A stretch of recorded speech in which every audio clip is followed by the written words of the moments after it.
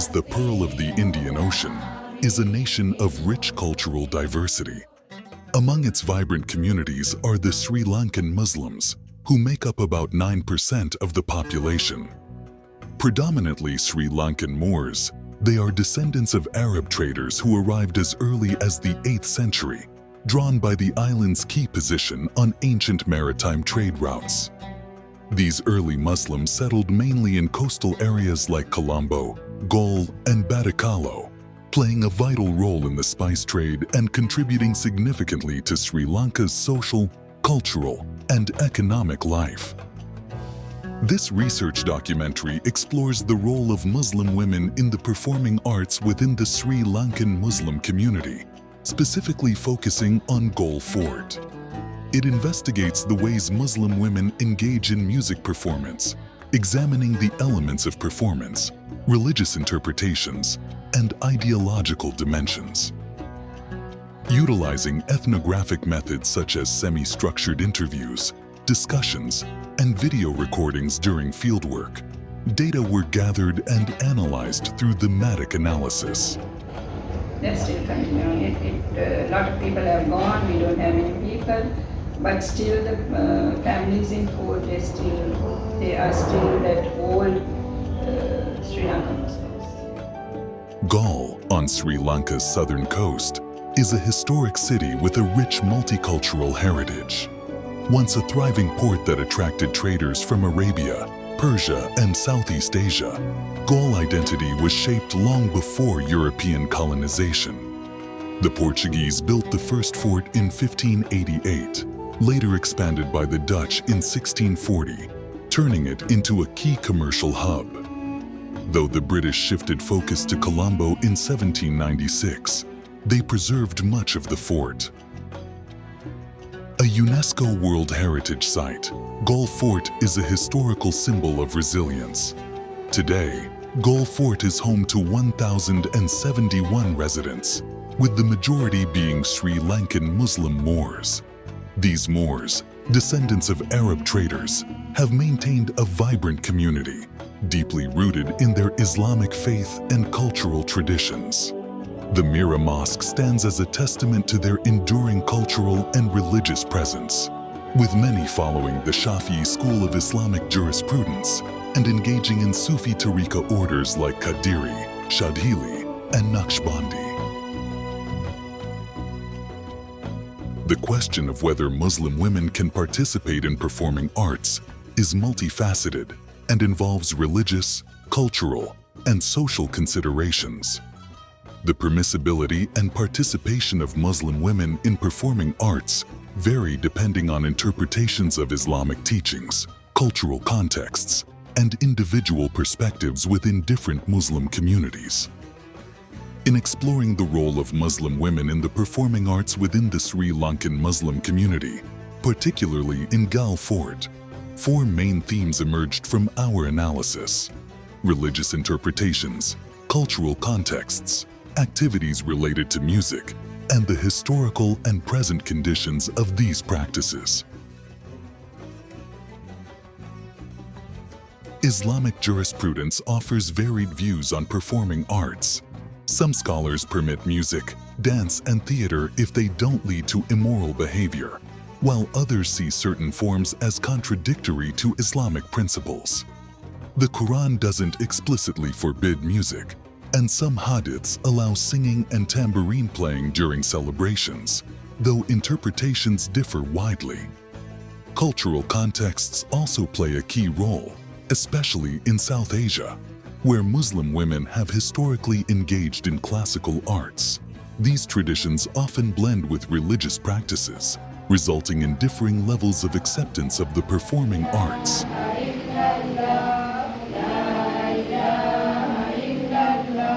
On the surface, it may seem that Muslim women in Galle Fort are not actively engaged in music-related activities. However, a closer look reveals subtle yet significant involvement.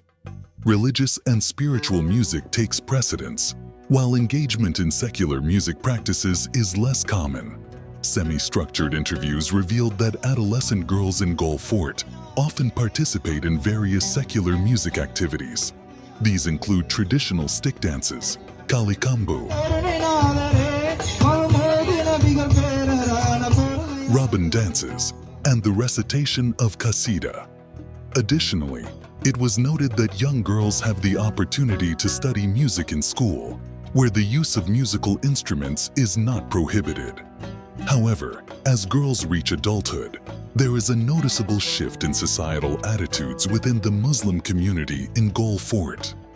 Many adults and the broader Muslim society discourage women from participating in secular music activities after puberty, deeming it inappropriate for women. Many older women find an outlet for their musical expression through religious and spiritual music, which is more socially accepted. In these practices, the use of musical instruments is notably absent, also those that are religiously sanctioned. What are the sacred musical practices of the Muslim women of Galle Fort? Muslim women in Galle Fort actively participate in sacred music practices that are integral to their religious and spiritual heritage. Central to these practices is the recitation of Ratib, a devotional ritual where they chant verses from the Quran, engage in zikr to remember Allah, and offer salawat in praise of the Prophet Muhammad, peace be upon him. Additionally, they sing Mawlid, including Subhana Mawlid, hymns that honor the Prophet and celebrate his birth. Through these practices, they continue to uphold and nurture a rich tradition of spiritual music that resonates deeply within their community. Ratib and Mawlud recitation are more popular among the women of Galle Fort. These recitations have been performed for a long time in a more respectful manner, and it is common for women in Galle Fort to contribute to this as compared to other parts of Sri Lanka. Ratib is commonly recited by men, but the women of Galle Fort have become well known for their participation in these sacred recitals. The term Ratib refers to a collection of verses and passages that include zikr and salawat, often accompanied by praises for the spiritual masters or sheikhs. Ratib consists of 6 integral parts. First, it begins with the recitation of ayats from the Holy Quran, followed by zikr, a remembrance of Allah.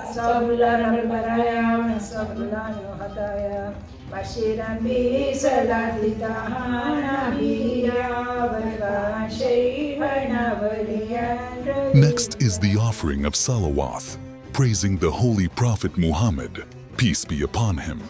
The Ratib also includes Mawlids, which are panegyrics or songs of praise for the Prophet, as well as Mawlids that honor the saints.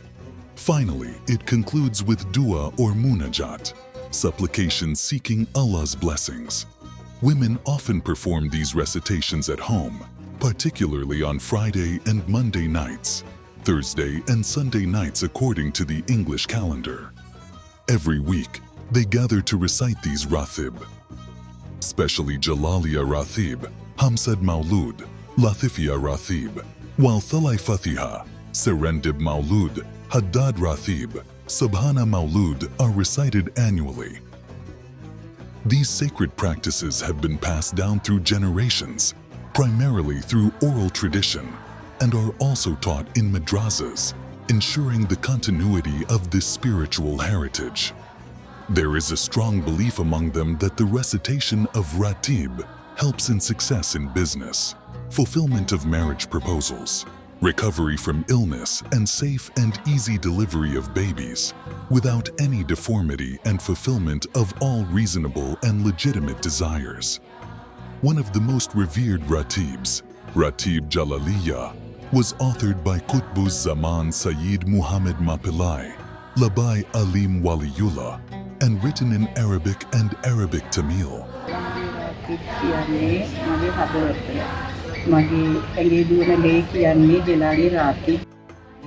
Today, it is rare to see Sri Lankan Muslim women participating in secular music activities, particularly among the older generations. Their involvement in spiritual music is also limited. However, historical research and community discussions reveal that, in the past, women played a more direct role in certain musical practices, such as kavi, song-related life careers, songs-related life events, storied house,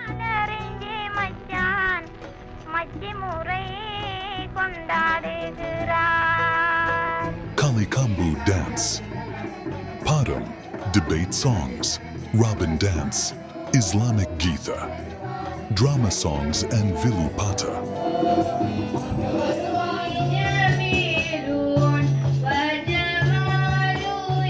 The analysis of the data highlighted several reasons for the decline or near absence of musical activities among Muslim women today compared to the past.